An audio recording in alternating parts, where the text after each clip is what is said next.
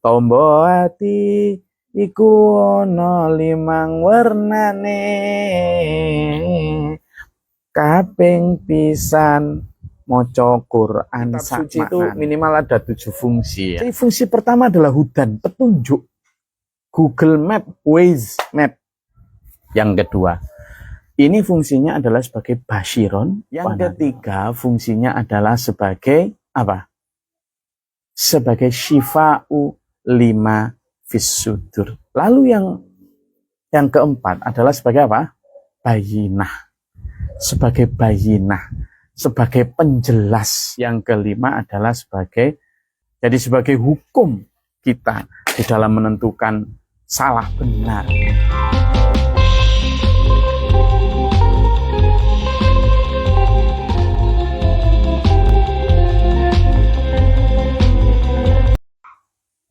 Assalamualaikum warahmatullahi wabarakatuh.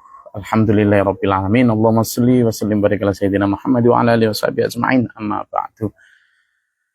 Alhamdulillah, ada beberapa aplikasi yang kalau kita di jalanan gitu ya, itu di jalan ya, itu biasanya ada beberapa aplikasi sebagai apa? Penunjuk arah. Dulu saya yang heran itu gini loh. Dulu sebelum adanya internet ya,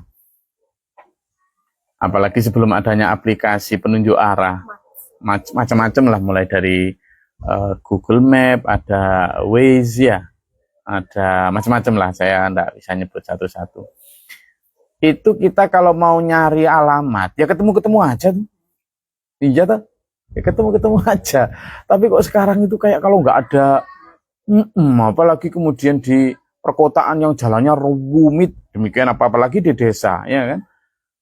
Nah, ini ayo kita jadikan topik malam ini, betapa pentingnya map di masa sekarang. Mungkin karena semakin banyaknya jalan sehingga persimpangan itu sangat mungkin membuat kita tersesat, atau ya karena memang kita sekarang sudah kekurangan insting di dalam menentukan jalan yang benar di perjalanan kita. Nah, ini gini dulu. Ini bagi umat muslim ya. Nanti mungkin non muslim, kan ini pendengarnya juga ada yang non muslim ya. Gini, coba sama tanya, di rumah masing-masing ada kitab suci sampean enggak? Ada. Banyak enggak umat beragama yang di rumahnya enggak ada kitab suci? Muslim misalnya, di rumahnya ada Quran, kadang enggak ada Quran, ada enggak? Banyak. Umat Nasrani, ada nggak yang nggak punya Injil di rumahnya? Atau umat Yahudi yang nggak punya Taurat?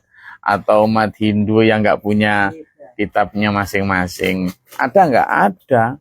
Nah, mungkin ada aturannya masing-masing, saya kurang tahu ya, saya berlepas diri dari itu. Maksud saya begini, mungkin di setiap agama punya aturan dalam hal kitab suci. Tapi kalau di agama kami, itu kan kitab suci itu minimal ada 7 fungsi ya. Kitab suci itu. Kenapa kita tidak ada Quran di rumah kita?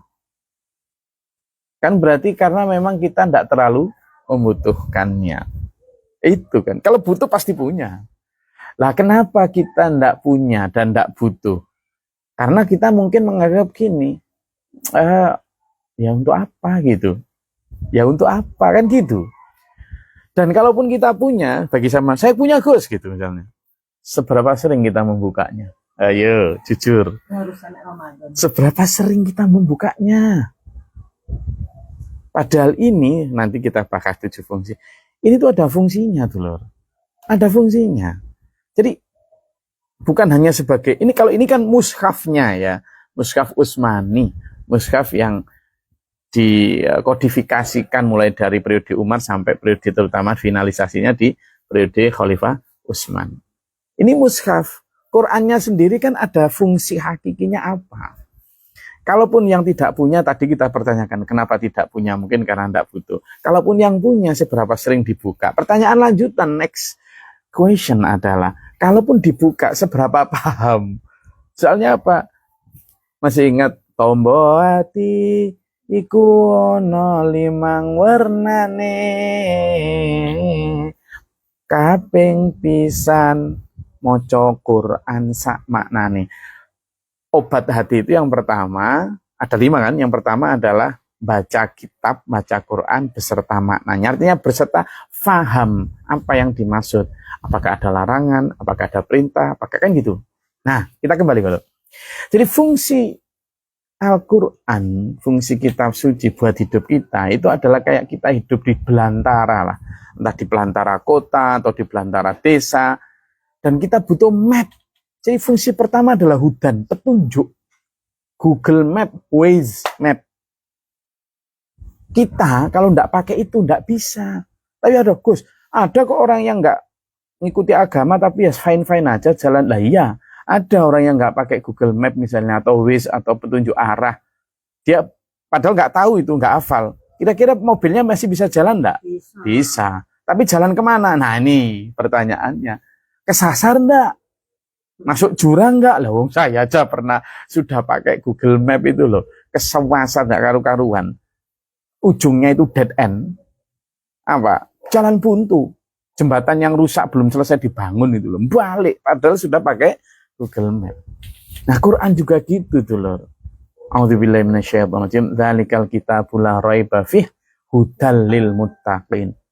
Inilah kitab yang tidak ada keraguan di dalamnya sebagai petunjuk, mapping, guidance. Itu kan. Jadi ini tuh loh. Nah, sudahkah kita selama ini memfungsikan kitab suci kita yang susah payah dulu selama hampir 23 tahun diterima oleh Rasulullah Muhammad SAW 1500 tahun yang lalu sebagai guidebook kita, sebagai manual book kita? Kok nggak kita pakai?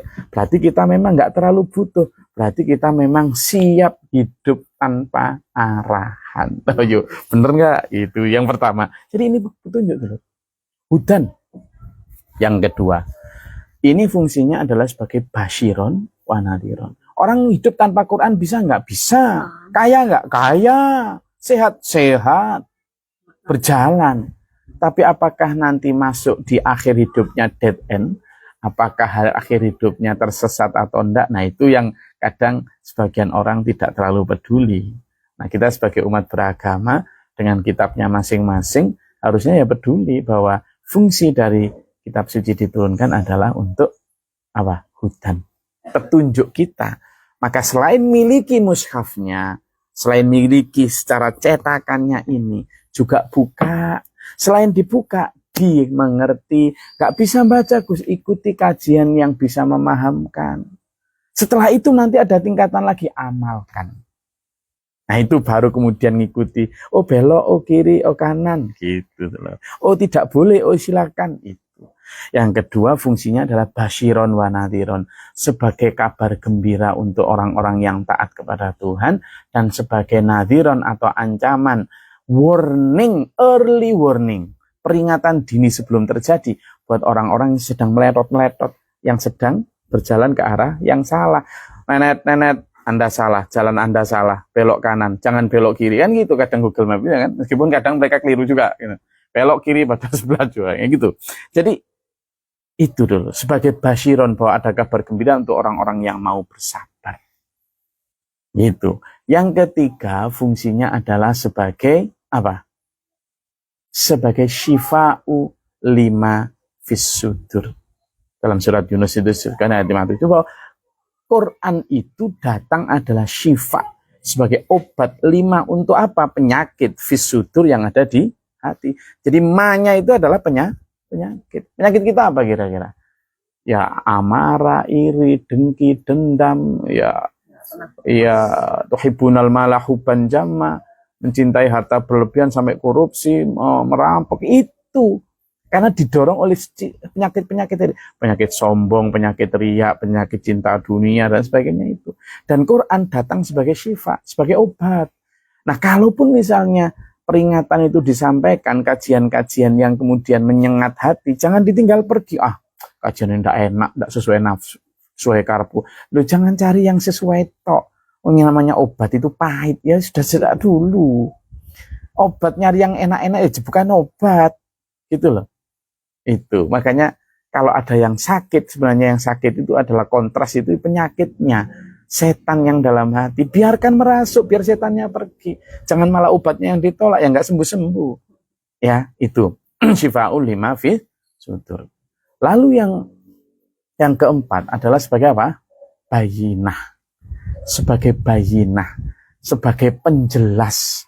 Ada fima kanu fihi talifun.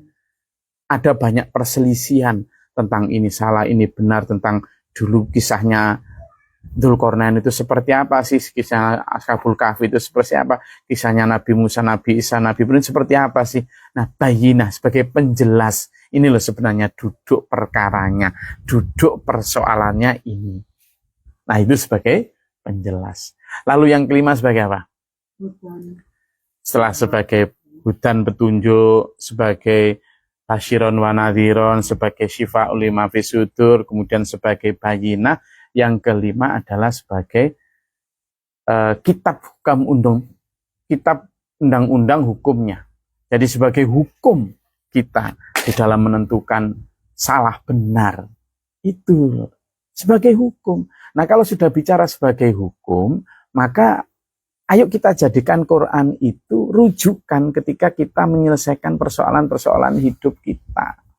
Itu kelima. Nah, sudah sebanyak apa kita menjadikan Quran sebagai rujukan kita di dalam menentukan standar kebenaran hidup kita.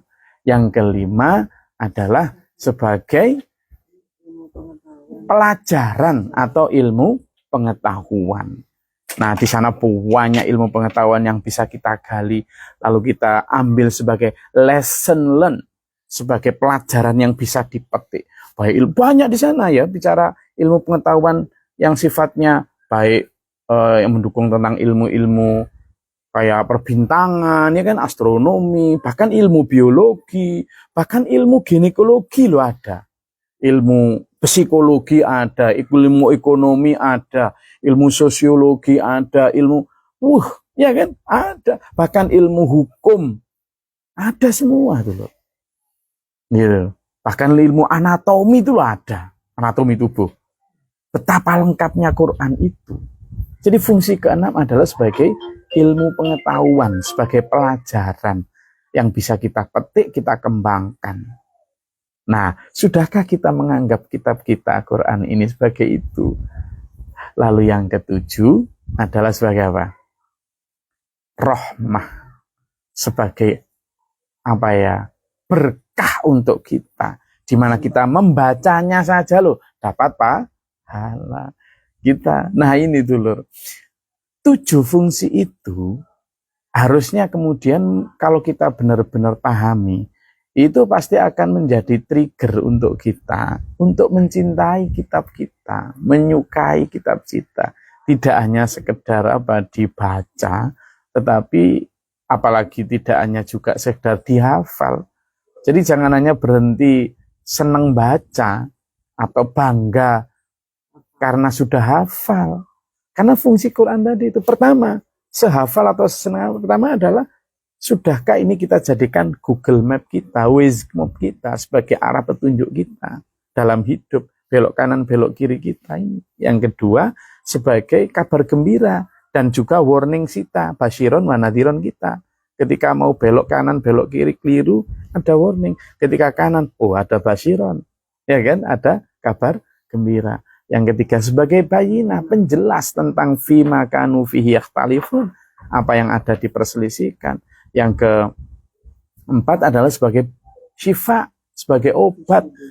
Apakah ini sudah kita benar-benar pakai Quran itu sebagai obat hati kita? Benar-benar kita terima sepahit apapun. Ya kan? Itu. Lalu yang kelima adalah sebagai pelajaran tadi, ilmu pengetahuan. Ada ilmu biologi, astronomi, sosiologi, psikologi, ekonomi, astronomi, ginekologi, macam-macam tadi. Lalu yang keenam adalah sebagai kitab hukum, kitab hukum. Jadi dia adalah kayak bergeliswet book kalau bahasa Belandanya itu ada dulu BW, gitu kan. Baik tentang hukum pidana, perdata, ada semua di situ. Ada mulai dari hukum waris, hukum nikah, hukum pidana, hukum perdata, hukum perang, hukum, ada semua tuh loh di situ di Al-Qur'an ini yang Allah turunkan kepada kita. Dan yang terakhir adalah sebagai apa? Rahmah, berkah untuk kita. Nah, sehingga bahkan kita hanya membacanya saja loh dapat pahala. Kita mendengarkannya saja loh dapat pahala. Jadi 7 fungsi itu dulu, ayo kita benar-benar pahami supaya apa? Supaya kita kemudian menjadi orang yang mencintai Quran ini tidak hanya sebagai mushafnya, tetapi juga sebagai fungsi-fungsi yang bisa kita maksimalkan dalam perjalanan hidup kita menuju Allah. Karena in the end of everything, kita akan kembali kepada Allah. Nah, kembalinya kepada Allah ini kembali kepada destinasi yang benar. Jangan sampai kepada destinasi yang keliru. Destinasi yang keliru adalah naudzubillah min dzalik, dan destinasi yang benar adalah ridho dan ampunan Allah Subhanahu wa taala. Dulur, saya rasa itu kajian kita pada malam hari ini. Semoga berkah mardatillah. Sampai ketemu pekan depan, dan insya Allah kita semoga dirahmati oleh Allah dalam setiap kajian ini. Terima kasih. Wassalamualaikum warahmatullahi wabarakatuh.